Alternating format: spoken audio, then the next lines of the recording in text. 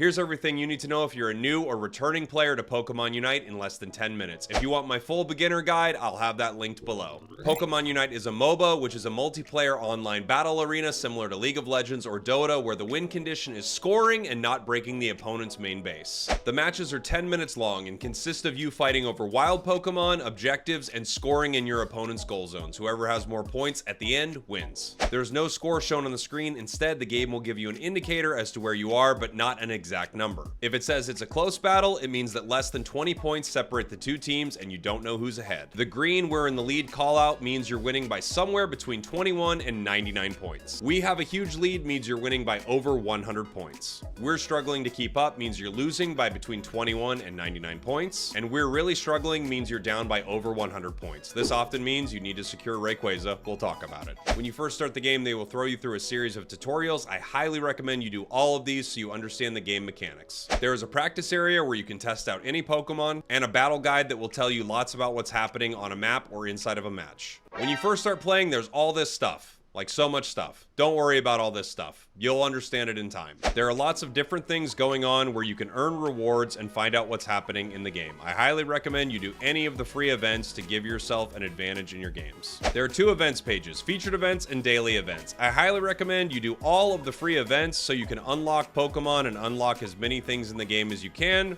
while playing for free. If you're looking to spend real money or in-game currency, there are multiple shops in the game, one that sells licenses for new Pokemon to add to your roster, one that sells mostly cosmetics, and one that sells mostly cosmetics for Pokemon. There are three main currencies: Eos Gems, coins, and tickets. Eos Gems cost real-world money. Oftentimes, a new Pokemon will be released and can only be purchased with gems the first week it is out. After that, it can be purchased with coins. You can obtain up to 2,100 coins per week for free just by playing. There's no limit to the amount of games you can play. I would highly recommend using your coins only for purchasing new Pokemon. Eos tickets can be used for fashion items, item enhancers, and purchasing held items. There is a new battle pass every season where you can unlock some cool holoware for your Pokemon. The energy reward system is a whole thing. Boost emblems, fashion items. I would recommend going with boost emblems. Boost emblems need an entire video. I've got it on my channel. Early into your journey, you'll unlock the ability to give your Pokemon held items. Held items will give you base stats as well as a passive ability. Items that give you attack are often good for attack-based Pokemon,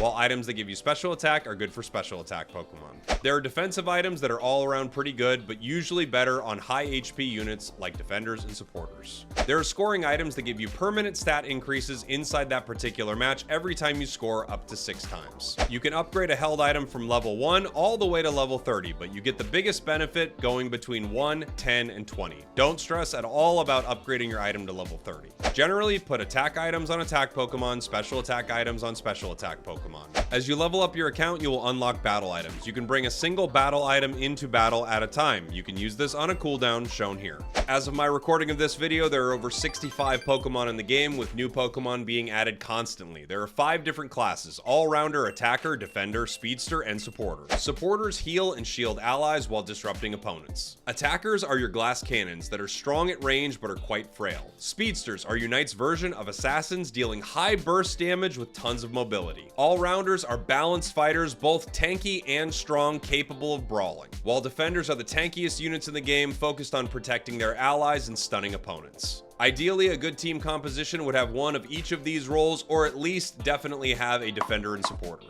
On the Pokemon selection screen, you can find out what type your Pokemon is, either attack or special attack, whether they are melee or ranged, and what their class is. Every Pokemon has a basic attack that can turn into a boosted attack in a variety of ways, as well as a unique passive ability that helps it in battle. While there are some slight variations, generally every Pokemon has a selection of 2 starter moves and then 2 moves to branch out from each of those starter moves. You can see in this screen at what level you obtain these moves and their plus versions. Their upgraded version will add an additional benefit to the move, and it's good to know what these do. Every Pokemon also has access to an extremely powerful move called a Unite move. Your Pokemon will unlock this move at either level 8 or level 9. Pokemon often have a power spike where they gain a move or better stats when they evolve. Pokemon gain levels and evolve based on gaining experience in a map. You gain experience by last hitting wild Pokemon, last hitting objectives, KOing enemy Pokemon, and scoring on a goal zone with 2 or more points. You also slowly gain passive experience throughout the match. If your Pokemon is on the brink of evolving, passive experience won't get you there. You need to KO an enemy, wild Pokemon, or score 2 or more points to get your evolution. Gaining levels increases all of your stats, gives you better access to moves gives you your Unite move and makes you stronger than other Pokemon. Having a level advantage on your opponents is huge. If you KO a higher level enemy Pokemon, you get a lot more experience than KOing a lower level enemy Pokemon. This is one of the game's comeback mechanics, and it's often known as catch-up EXP.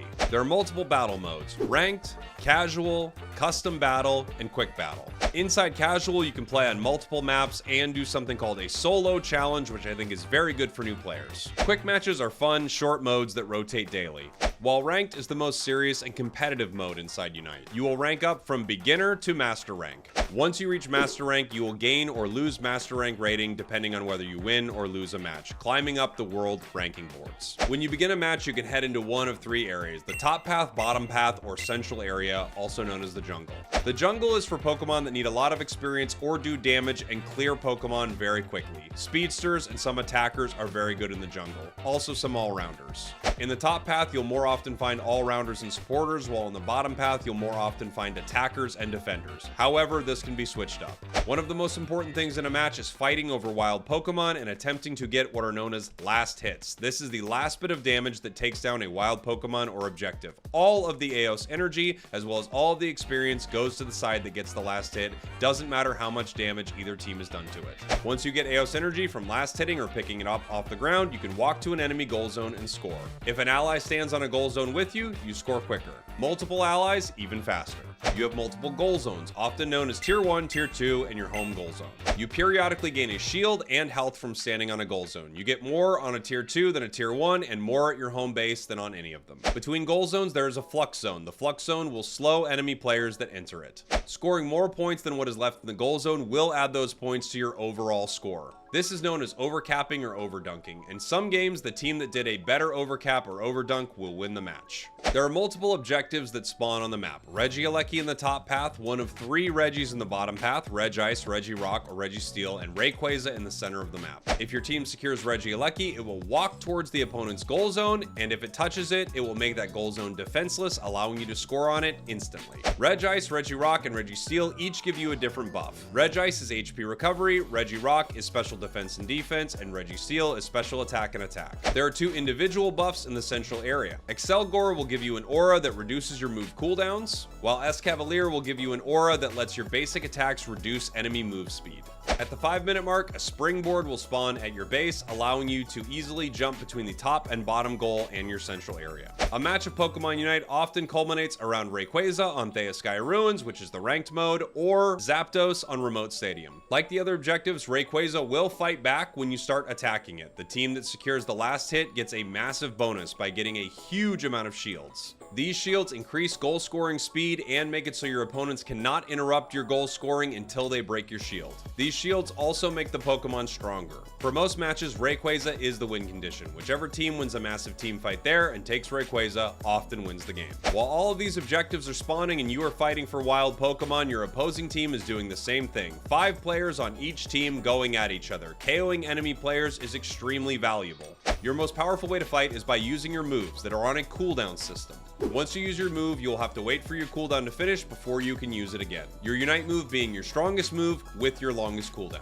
Oftentimes, joining with your team and using your Unite move is a key to victory. They call it Pokemon Unite for a reason. In a match, secure last hits on wild Pokemon, score on enemy goals, show up and win at objectives, use Unite moves in big fights, and then try to win a fight at Rayquaza. At the 2-minute mark of the match, when Rayquaza spawns, scoring is also worth double, which is why securing Rayquaza and getting a shield that allows you to score will often win you the game. There's so much more, but I want to keep this short and sweet. I love you all, and welcome to, welcome back, or just hi. Welcome to Pokemon Unite. Love ya.